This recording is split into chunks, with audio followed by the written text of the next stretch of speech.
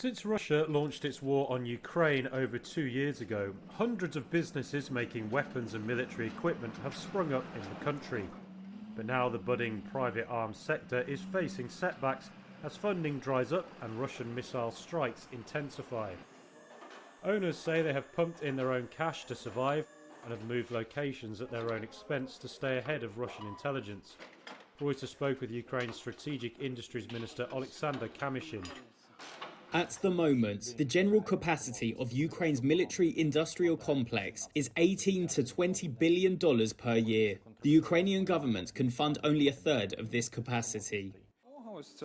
According to his ministry, the number of private defence manufacturers has more than doubled since the invasion.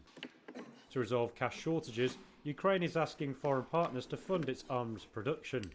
Denmark became the first to answer the call on April 16th when it pledged $28.5 million.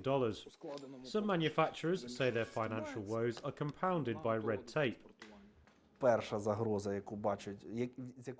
first threat that makers come up against when they start working is the bureaucracy of the military sphere and of purchases. Vladislav Belbas heads one of the few Ukrainian manufacturers making armoured vehicles and artillery shells. He cited the fact that the Defence Ministry only places orders for the current year, hampering makers' ability to plan for the long term. Some manufacturers also want to be allowed to export, though that has so far been barred for fear it could undermine Ukraine's pleas for military aid from abroad.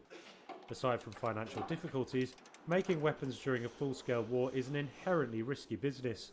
Some manufacturers move locations as often as every 3 months for security. And Belbas said that Russia's strikes on Ukraine's energy infrastructure had hurt production. In 2022 to 2023, we did not have electricity for 2/3 of our working hours. Of course, under such conditions, it is very difficult to manufacture anything.